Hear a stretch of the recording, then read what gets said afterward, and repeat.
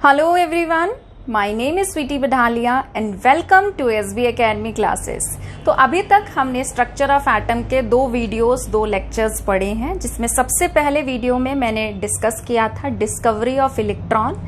Second video में हम लोगों ने डिस्कस किया था डिस्कवरी ऑफ प्रोटॉन। आज हम डिस्कस करेंगे मॉडल्स के बारे में। तो देखिए, जैसे जैसे इलेक्ट्रॉन और प्रोटॉन डिस्कवर हो रहे थे, तो जितने भी साइंटिस्ट थे उन लोगों ने इस पे काम करना शुरू किया कि एक्चुअल में एटम के अंदर इलेक्ट्रॉन और प्रोटॉन का अरेंजमेंट कैसे होता है।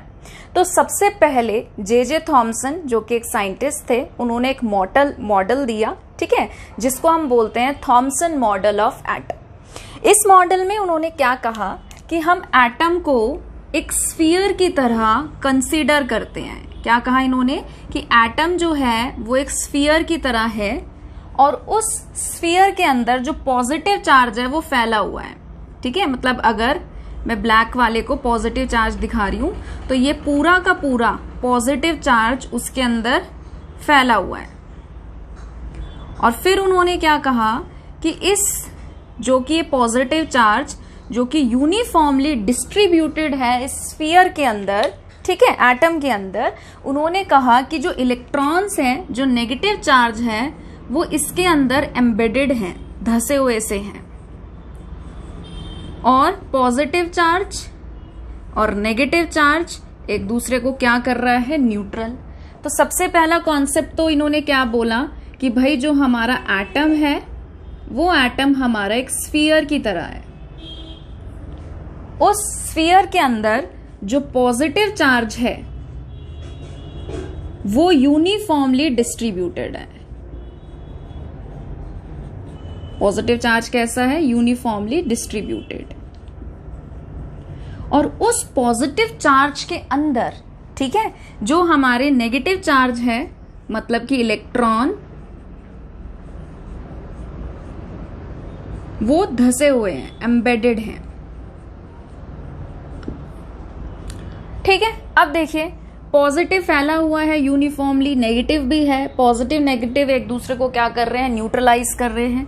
तो जो एटम है कंप्लीटली, जो होल एटम है वो किसकी तरह एक्ट कर रहा है, वो एक न्यूट्रल एटम की तरह एक्ट कर रहा है, ठीक है। इसको इन्होंने, इस मॉडल को उन्होंने कंपेयर भी किया किससे, इसके अलग अलग नाम थे, जैसे कि इसको रेजिन पुडिंग भी बोला गया,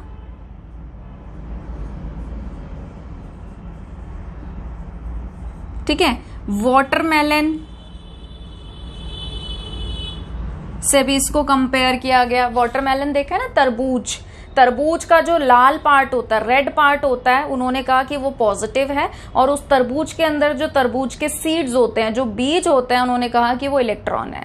सिमिलरली इन्होंने इसको केक से भी, पुडिंग से भी, कि भाई पुडिंग से कंपेयर किया, जो प्लम केक होता है, कि भाई केक है और केक के अंदर जो हमारे नट्स होते हैं, जो भी हमारा रेजिन है या जो भी हमारे काजू बादाम है, वो उसके ऊपर ऐसे सजे हुए से हैं। अच्छा, इसका ना एक नाम और लिख लेना, प्लम, प्लम केक भी इसको बोला गया। अच्छा, अब उन्होंने क्या कहा कि जो इस एटम का रेडियस है, जो इस एटम का रेडियस है वो कितना है, वो है 10⁻⁻10 मीटर। उन्होंने कहा एटम का जो रेडियस होता है वो 10⁻⁻10 मीटर के बराबर होता है। और इसी को क्या कहा गया, इसी को कहा गया कि ये एटम का साइज होता है, ठीक है। इन्होंने ना एक बहुत इंपॉर्टेंट फीचर दिया था अपने मॉडल के अंदर, और वो इंपॉर्टेंट फीचर क्या था, वो इंपॉर्टेंट फीचर ये कहता था कि जो भी इस एटम का मास है वो यूनिफॉर्मली डिस्ट्रीब्यूटेड है। इंपॉर्टेंट फीचर में इन्होंने क्या कहा कि एटम का जो मास है, ठीक है, वो यूनिफॉर्मली डिस्ट्रीब्यूटेड है। बस यहीं से जो थी प्रॉब्लम आनी शुरू हो गई, ठीक है। सबसे पहले तो इन्होंने क्या चीज बोल दी, इन्होंने ये चीज बोल दी कि पॉजिटिव चार्ज पूरा फैला हुआ है, जहाँ पे ये फंसे। फिर इन्होंने क्या कहा कि जो एटम का मास है वो भी यूनिफॉर्मली डिस्ट्रीब्यूटेड है, वो भी पूरे तरीके से यूनिफॉर्मली पूरे एटम के अंदर फैला हुआ है। ठीक है, अब देखिए हम एट प्रेजेंट पढ़ रहे हैं तो हमें लग रहा है कि भाई ऐसे कुछ इंपॉर्टेंट सी बात थॉमसन ने नहीं बताई, बट अपने ज़माने में जब इनका टाइम चल रहा था तो वहाँ पे एक बहुत बड़ी बात थी, क्योंकि इनसे पहले डाल्टन्स का ही जो थ्योरी थी, डाल्टन्स एटॉमिक थ्योरी थी, वो चलती आ रही थी बहुत लंबे समय से। ठीक है, और डाल्टन ने क्या कहा था कि हम एटम को डिवाइड नहीं कर सकते। फिर धीरे धीरे माइकल फैराडे आए, उन्होंने इलेक्ट्रोलिसिस एक्सपेरिमेंट किया। फिर उसके बाद जो थे मतलब और साइंटिस्ट आए जिन्होंने क्या किया, इलेक्ट्रॉन की डिस्कवरी की, प्रोटॉन की डिस्कवरी की। फिर जब पता चलने लगा कि भाई एटम के अंदर भी सबएटॉमिक पार्टिकल होते हैं, तो सबएटॉमिक पार्टिकल्स की डिस्कवरी के बाद जो सबसे पहला मॉडल आया वो जे थॉमसन का आया। तो अपने ज़माने में he was the first scientist जिन्होंने इस मॉडल को मतलब बताने की कोशिश की कि भाई एटम के अंदर इलेक्ट्रॉन और प्रोटॉन कैसे डिस्ट्रीब्यूटेड होते हैं, कैसे एक दूसरे को न्यूट्रलाइज कर रहे हैं, और फिर atom as a whole neutral atom की तरह बिहेव कर रहा है। तो अपने ज़माने में तो इन्होंने काफ़ी काम की बात बताई थी। एट प्रेजेंट क्या है कि हमें बहुत सारी चीज़ें पता हैं, तो हमें लगता है कि ऐसा तो कुछ उन्होंने बहुत बड़ी बात नहीं बताई, बट अपने समय में ये काफ़ी बड़ी बात थी जो इन्होंने मॉडल के रूप में बताई थी। अच्छा, फिर उसके बाद जब उन्होंने ये सब चीज़ें बता दी तो अपनी इस पोस्टुलेट से या इन बातों से उन्होंने इस चीज़ को तो बता दिया कि ठीक है एटम जो है वो कंप्लीटली न्यूट्रल है, बट जो दूसरी प्रॉपर्टीज थी वो धीरे धीरे जो ये बता रहे थे वो धीरे धीरे जो है गलत साबित होने लगी। क्या कि जो आपका पॉजिटिव चार्ज है वो यूनिफॉर्मली डिस्ट्रीब्यूटेड होता है, एटम का जो मास एटॉमिक मास जो है वो यूनिफॉर्मली डिस्ट्रीब्यूटेड होता है। तो धीरे धीरे साथ ही साथ ठीक है, जब रदरफोर्ड ने अपना ये अल्फा रेस का एक्सपेरिमेंट किया अपने कोवर्कर्स के साथ, और फिर जब उन्होंने अपने एक्सपेरिमेंट से ऑब्जर्वेशन देखी और फिर जब उन्होंने अपने एक्सपेरिमेंट करके एक तरीके की पोस्टुलेट्स दी, जब अपना मॉडल रदरफोर्ड ने दिया, रदरफोर्ड मॉडल ऑफ एटम, ठीक है, तो वहां से थॉमसन मॉडल जो था वो फेल हो गया। तो अब हम डिस्कस करेंगे रदरफोर्ड के बारे में कि रदरफोर्ड ने ऐसी क्या बात बताई जो इनकी पोस्टुलेट्स को या इनकी बातों को उन्होंने मतलब क्रॉस करके पूछा कि भाई अगर ऐसा है तो आप ऐसी बात कैसे कह रहे हो। ठीक है, तो हम इन दो चीज़ों को डिस्कस करेंगे कि भाई एक तो इन्होंने ये वाली बात गलत बताई थी थॉमसन ने कि पॉजिटिव चार्ज यूनिफॉर्मली डिस्ट्रीब्यूटेड होता है, और दूसरी चीज़ हम इस बारे में भी डिस्कशन करेंगे कि उन्होंने कैसे कहा कि भाई एटॉमिक मास यूनिफॉर्मली डिस्ट्रीब्यूटेड है, जो कि गलत बात थी। ठीक है, तो अब हम पढ़ते हैं रदरफोर्ड के बारे में। चलिए अब हम लोग पढ़ेंगे रदरफोर्ड मॉडल के बारे में, जिसे हम रदरफोर्ड स्कैटरिंग एक्सपेरिमेंट भी कहते हैं। अब इस मॉडल के बारे में डिस्कशन शुरू करने से पहले मैं आपको थोड़ा सा रदरफोर्ड के बारे में बताती हूँ। रदरफोर्ड काफ़ी अच्छे नामचीन साइंटिस्ट थे, बहुत ही ज़्यादा रिच थे, काफ़ी ज़्यादा रिच थे। इनकी खुद की एक कंपनी थी जो रेडियो एक्टिविटी पे काम कर रही थी। ठीक है, तो क्योंकि जब हम बात करते हैं रदरफोर्ड एक्सपेरिमेंट की, आप लोगों ने थोड़ा बहुत पढ़ भी रखा है इसके बारे में, बहुत सारे बच्चों को पता भी होगा। तो इस एक्सपेरिमेंट में हम लोग क्या करते हैं, एक तो रेडियो एक्टिव एलिमेंट को यूज करते हैं और एक हम यूज करते हैं गोल्ड फॉइल को। ठीक है, मतलब गोल्ड की थिन शीट को। तो ये काफ़ी ज़्यादा ना महंगा एक्सपेरिमेंट होता है। तो क्योंकि रदरफोर्ड की खुद की कंपनी थी और उनकी कंपनी रेडियो एक्टिव एलिमेंट्स पे काम कर रही थी, ठीक है, काफ़ी ज़्यादा पैसा उससे कमा रही थी, तो इसीलिए मतलब रदरफोर्ड के लिए काफ़ी मतलब एक तरीके से डायरेक्शन क्लियर थी कि भाई हाँ मैं काम कर सकता हूँ। फोर्ड ने अपने ही स्टूडेंट्स के साथ, जिनका नाम था हंस और अर्नस्ट, ठीक है, 1909 में इस मॉडल को दिया था। तो इन्होंने इस मॉडल में एक्सपेरिमेंट कैसे कंडक्ट किया था, इन्होंने एक रेडियो एक्टिव एलिमेंट लिया, उसको एक लेड ब्लॉक के अंदर रखा। ठीक है, ये जो ब्लॉक है ये लेड का बना हुआ है और इसके अंदर इन्होंने एक रेडियो एक्टिव एलिमेंट को रखा। अब रेडियो एक्टिव एलिमेंट मैंने आपको बताया था कि रेडियो एक्टिव एलिमेंट्स वो होते हैं जो रेडिएशंस एमिट करते हैं, alpha radiations, beta radiations, gamma radiations. तो इन्होंने क्या किया, यहां से इस रेडियो एक्टिव एलिमेंट को यूज किया अल्फा रेस के सोर्स के रूप में। ये किसकी तरह एक्ट कर रहा था, अल्फा रेस के सोर्स की तरह। अल्फा रेज हम लोगों ने डिस्कस की थी कि अल्फा रेज जो है वो पॉजिटिवली चार्ज्ड होती हैं, ठीक है। अगर आपको ध्यान भी हो तो मैंने बताया भी था कि ये कैसे होते हैं, इनको हम हीलियम+2 पार्टिकल कह सकते हैं, जिन पे जो पॉजिटिव चार्ज होता है वो पॉजिटिव चार्ज कितना होता है, +2, ठीक है। और जो इसका मास होता है वो कितना होता है, 4 AMU, ठीक है। आपको पता है हीलियम का एटॉमिक नंबर कितना होता है, 2, मास कितना होता है, 4। जो हमारा एटॉमिक नंबर होता है, अगर हम नॉर्मल न्यूट्रल एटम की बात कर रहे हैं, आयन की नहीं, तो जो हमारा एटॉमिक नंबर होता है वही हमारा प्रोटॉन भी होता है और वही हमारा इलेक्ट्रॉन भी होता है। तो एटॉमिक नंबर 2 का मतलब क्या है कि 2 ही प्रोटॉन है और 2 ही इलेक्ट्रॉन है। अब अगर हम इसके अंदर से 2 इलेक्ट्रॉन निकाल दें तो 2 इलेक्ट्रॉन निकालने से क्या होगा, हीलियम पे कैसा चार्ज आ जाएगा, +2 का। अब ऑब्वियस सी बात है ना, 2 प्रोटॉन 2 इलेक्ट्रॉन को न्यूट्रलाइज कर रहे थे। आपने अगर यहां से इलेक्ट्रॉन्स निकाल दिए तो 2 प्रोटॉन जिन पे कैसा चार्ज है, पॉजिटिव, तो क्या आएगा, हीलियम +2। तो इस पे 2+ पॉजिटिव चार्ज होता है और जो मास होता है इसका वो कितना होता है, 4। मतलब कि इसमें 2 प्रोटॉन होते हैं और 2 न्यूट्रॉन होते हैं, ठीक है। तो अब देखिए क्या होता है कि हम यहाँ पे रेडियो एक्टिव एलिमेंट को यूज करते हैं as a alpha ray source. हम यहाँ पे एक स्लिट लगाते हैं और वो स्लिट इस तरीके से लगाई जाती है कि उसमें बहुत ही थिन, मतलब बहुत ही पतला सा फाइन होल होता है जो सिर्फ एक नैरो बीम को, अल्फा रेज की नैरो बीम को पास होने देता है। फिर हम यहाँ पे इसके सामने रखते हैं गोल्ड की फॉइल, ठीक है। और गोल्ड की जो फॉइल रखते हैं ना वो बहुत ही थिन होती है, बहुत ही पतली सी, बहुत पतली सी। कितनी पतली, 100 नैनोमीटर के आसपास की, ठीक है। और फिर उसके बाद जैसे रदरफोर्ड जब इस एक्सपेरिमेंट को कर रहे थे तो उन्होंने क्या किया था कि यहां पे इस तरीके से एक फोटोग्राफिक प्लेट लगाई। फोटोग्राफिक प्लेट में इन्होंने कोटिंग कर दी जिंक सल्फाइड से और फिर उन्होंने देखा कि भाई यहाँ पे क्या हो रहा है। तो उन्होंने देखा कि जब हम यहां से अल्फा रेस पास कराते हैं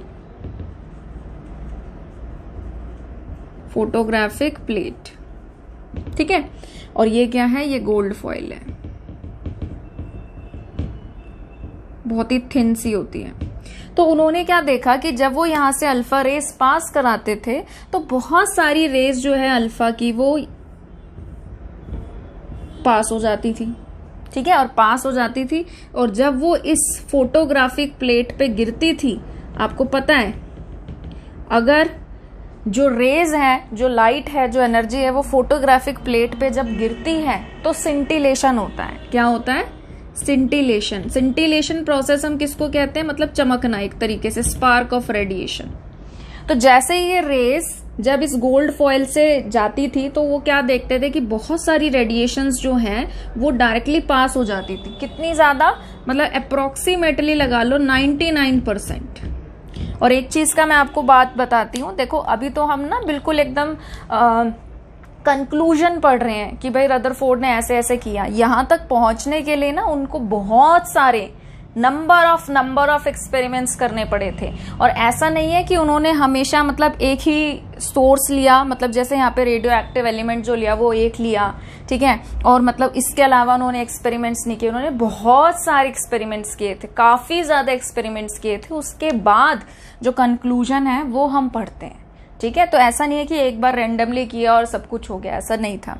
तो उन्होंने क्या देखा कि जब यहां से रेडियो एक्टिव एलिमेंट से अल्फा रेज निकलती थी, ठीक है, जो कि स्लिट से पास होती थी, स्लिट क्या करता था, उसको नैरो बीम से पास होने देता था। अब यहां से तो ऑब्वियस ही बात है ना, रेडिएशंस हर जगह से निकलेंगी, मतलब हर डायरेक्शन में निकलेंगी, स्कैटर होके निकलेंगे, तो उसको बीम के तौर पे पास कराता था। तो जब उसको गोल्ड फॉइल से पास कराया गया तो 99% रेडिएशंस जो थी वो जाके इसको पार करते हुए, पेनिट्रेट करते हुए सीधा सामने स्क्रीन पे टकराई।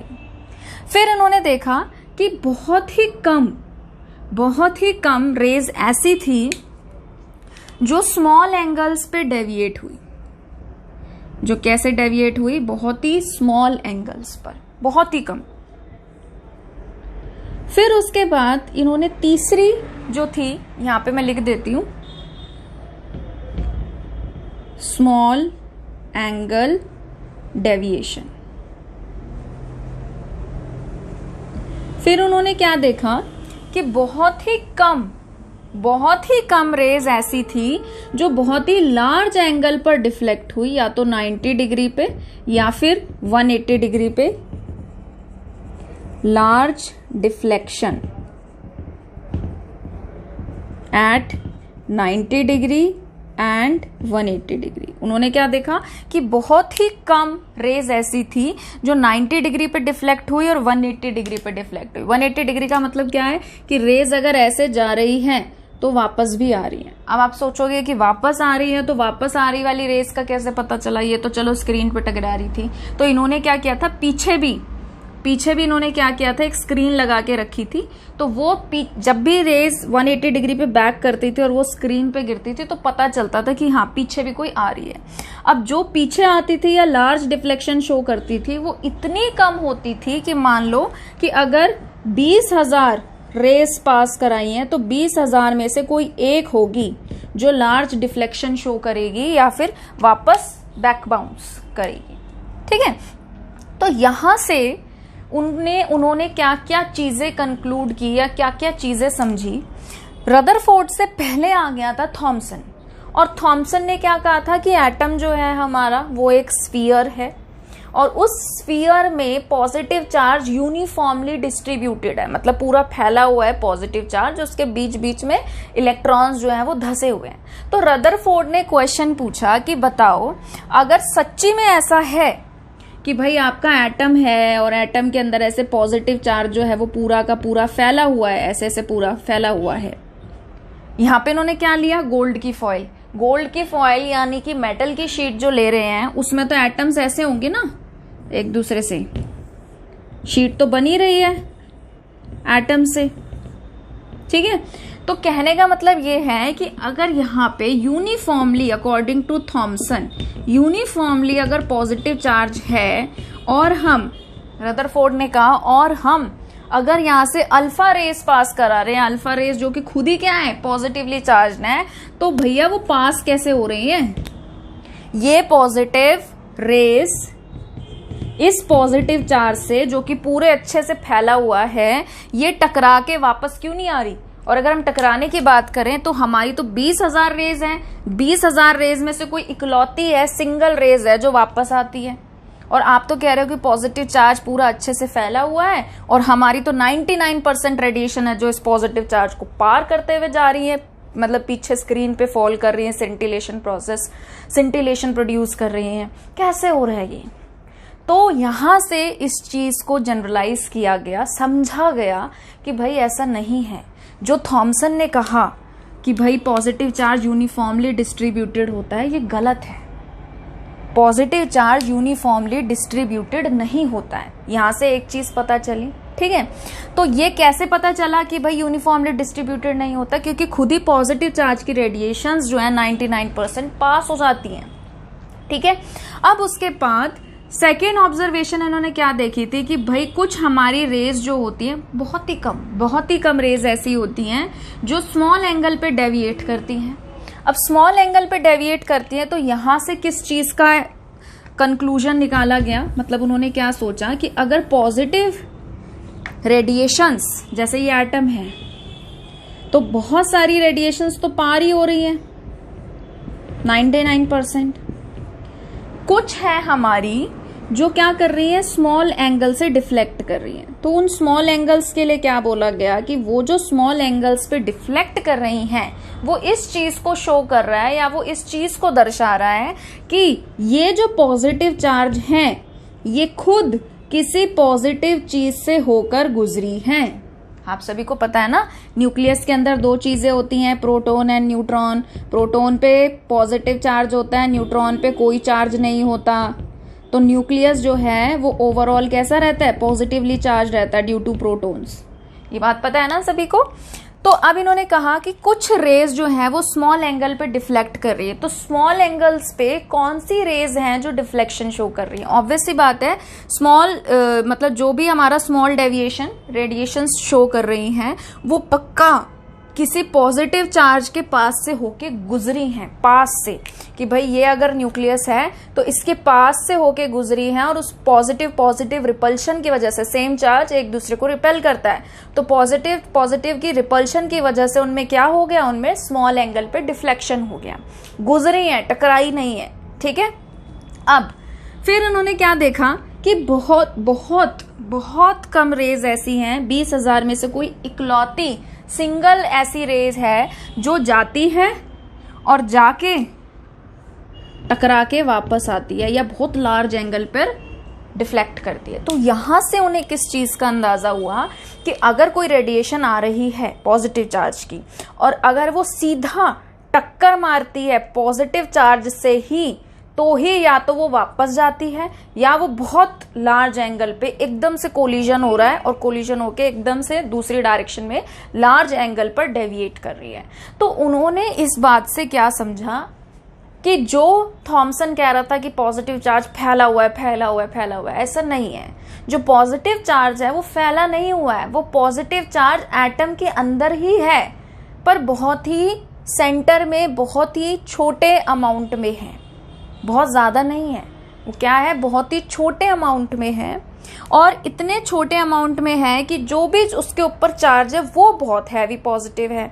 ऑब्वियस सी बात है कि देखो, टक्कर तब होती है जब दो पावरफुल चीजें टकरा रही हैं। अब ऐसा तो है नहीं कि भाई न्यूक्लियस पे कोई चार्ज नहीं है और भाई रेज जो आ रही है वो बहुत पावरफुल आ रही है, ऐसा नहीं है। टक्कर भी तो आपकी तभी होगी ना जब आपस में कोई दो सेम चार्ज की या मतलब आसपास के इक्वालिटी वाली चीजें टकरा रही हैं। ठीक है, तो उन्होंने क्या कहा कि भाई एटम के सेंटर में न्यूक्लियस रहता है, मतलब यहां से डिस्कवरी हुई थी न्यूक्लियस की कि भाई एटम के सेंटर में कोई पॉजिटिव चार्ज है और वो काफी ज्यादा डेंस है, फैला हुआ नहीं है, ठीक है, और बहुत ही स्मॉल अमाउंट में है। तो यहां से रदरफोर्ड ने डिस्कवर किया न्यूक्लियस को।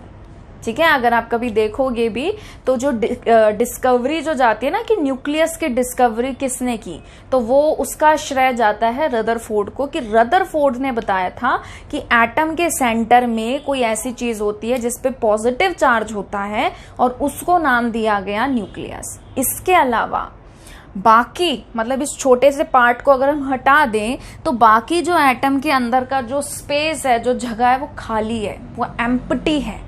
तब एम्प्टी है तभी तो 99% रेज जो है वो आराम से चिल आउट होके पास हो रही है उसमें से। ऑब्वियस सी बात है, बहुत कम रेज हैं जो स्मॉल एंगल पे डेविएट कर रही हैं, और 2000 में से कोई एक इक्की दुक्की रेज होती है, दुक्की भी नहीं इक्की होती है, ठीक है, मतलब 20,000 में से कोई सिंगल एक ऐसी रे होती है जो जाती है और टकरा के कहाँ आ जाती है, वापस आ जाती है। अब हम पढ़ेंगे रदरफोर्ड एक्सपेरिमेंट के फीचर्स के बारे में कि इन्होंने अपने मॉडल में क्या क्या फीचर्स बताए। ठीक है, तो आप प्लीज पॉज करके या तो इसे लिख लीजिए या फिर स्क्रीनशॉट ले लीजिए। अब देखिए, सबसे पहला फीचर रदरफोर्ड ने अपने मॉडल में क्या बताया कि अगर हम एटम की बात करते हैं तो एटम में क्या कह रहे हैं, the entire mass and the positive charge is concentrated in a very small region at the centre known as nucleus. उन्होंने क्या कहा कि एटम के सेंटर में एक बहुत ही छोटा सा रीजन होता है जिसे नाम दिया गया न्यूक्लियस, और कहा कि न्यूक्लियस के अंदर ही प्रोटॉन होते हैं और न्यूक्लियस के अंदर ही एटम का मास जो है वो इकट्ठा होता है, कॉन्सेंट्रेटेड होता है। फिर इन्होंने क्या किया, एक्सरे एक्सपेरिमेंट्स किए, और एक्सरे एक्सपेरिमेंट्स की मदद से इन्होंने क्या किया, साइज ऑफ न्यूक्लियस और साइज ऑफ एटम निकाला, और जब इन्होंने इन दोनों को डिवाइड करके देखा तो क्या आया, 10⁻⁻5 आया। मतलब कि अगर आप एटम के साइज से न्यूक्लियस के साइज को कंपेयर करो तो एटम का साइज बहुत बड़ा होता है और न्यूक्लियस का साइज बहुत छोटा होता है।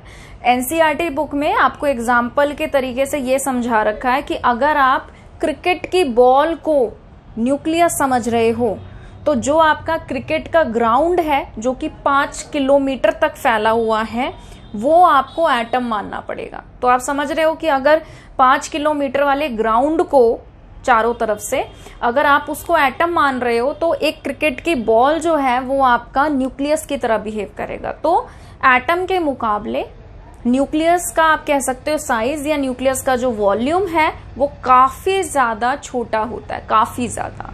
ठीक है, फिर इन्होंने कहा कि जो पॉजिटिव चार्ज है न्यूक्लियस का वो प्रोटॉन की वजह से होता है, और प्रोटॉन्स जो है वो हर एटम में अलग अलग होते हैं। तो मतलब कि जो पॉजिटिव चार्ज है वो भी हर एटम का क्या होगा, अलग अलग। फिर इन्होंने कहा the mass of the nucleus is due to protons and some other neutral particles each having mass nearly equal to the mass of proton। इन्होंने क्या कहा, बहुत काम की बात कही कि जो भी आपका न्यूक्लियस का मास है, ठीक है, आप एटम का भी मास समझ सकते हो, ठीक है। तो इन्होंने क्या कहा कि जो न्यूक्लियस का मास है वो प्रोटॉन की वजह से तो है ही, प्रोटॉन के साथ साथ न्यूक्लियस के अंदर कोई दूसरी चीज भी प्रेजेंट है जो एटम के मास में कंट्रीब्यूशन दे रही है। ठीक है, फिर वो क्या चीज थे, वो न्यूट्रॉन्स थे, पर मैंने इसीलिए ब्रैकेट में लिखा है। ठीक है, न्यूट्रॉन्स जो हैं वो बाद में डिस्कवर किए थे चैडविक ने 1932 में। रदरफोर्ड ने जो है न्यूट्रॉन की डिस्कवरी नहीं की थी, न्यूक्लियस की डिस्कवरी की थी। फिर उसके बाद है इन्होंने फोर्थ पॉइंट में क्या कहा, the nucleus is surrounded by negatively charged electrons which balance positive charge. Nucleus के अंदर पॉजिटिव चार्ज है और उसके बाहर इलेक्ट्रॉन्स नेगेटिव चार्ज लेके घूम रहे हैं। इलेक्ट्रॉन का नेगेटिव और जो न्यूक्लियस का पॉजिटिव है वो एक दूसरे को बैलेंस करता है, और इसीलिए हमारा जो एटम है कंप्लीटली होल जो है वो न्यूट्रल या न्यूट्रल की तरह बिहेव करता है, या हम कहते हैं कि एटम इज कंप्लीटली न्यूट्रल। फिर the electrons are not stationary. उन्होंने क्या कहा कि जो इलेक्ट्रॉन्स हैं उनकी पोजीशन फिक्स नहीं है, but revolving around the nucleus at very high speed. उन्होंने क्या कहा कि इलेक्ट्रॉन्स न्यूक्लियस के चारों तरफ बहुत ही तेजी स्पीड से घूमते रहते हैं। ये बहुत इंपॉर्टेंट पॉइंट है, इसके बारे में ना मैं बहुत डिटेल में डिस्कशन करूंगी कि इलेक्ट्रॉन्स जो हैं जब वो न्यूक्लियस के चारों तरफ घूमते हैं, ठीक है, तो वो ऐसा क्यों नहीं होता है कि अगर कोई भी चार स्पीशीज घूम रही होती है तो वो एनर्जी रिलीज करते हैं, तो ऐसा क्यों नहीं होता है कि इलेक्ट्रॉन्स जो है वो न्यूक्लियस में आके फॉल नहीं करते हैं। तो ये बहुत इंपॉर्टेंट पॉइंट है, बट ये मैं बाद में डिस्कस करूंगी। इससे पहले मुझे आपको कुछ और चीजें भी पढ़ानी है। फिर है the electrons and nucleus are held together by electrostatic force of attraction. कि क्या कहा इन्होंने कि इलेक्ट्रॉन और न्यूक्लियस के बीच में अट्रैक्शन रहता है पॉजिटिव नेगेटिव का, इलेक्ट्रोस्टैटिक फोर्स ऑफ अट्रैक्शन, और एक दूसरे को वो होल्ड करके रखते हैं। फिर इन्होंने क्या कहा, seventh point, most of the space is empty. ठीक है, न्यूक्लियस को अगर हटा दे हम, मतलब न्यूक्लियस को छोड़ के बाकी जो एटम का स्पेस है वो पूरा का पूरा क्या है, खाली है। ठीक है, तो आई होप आज जो हमने डिस्कस किया थॉमसन और रदरफोर्ड वो आपको क्लियर हो गया होगा। अगर आपको किसी भी तरीके का डाउट है आप मुझे कमेंट सेक्शन में बता सकते हैं। आज के लिए इतना ही, अगले वीडियो में हम आगे के टॉपिक्स डिस्कस करेंगे। अगर आप लोगों को ये वीडियो पसंद आया है तो प्लीज इसे लाइक करिए, शेयर करिए और चैनल को सब्सक्राइब करिए। जल्द ही मिलेंगे नए वीडियो के साथ। अपना ध्यान रखिए। Thank you.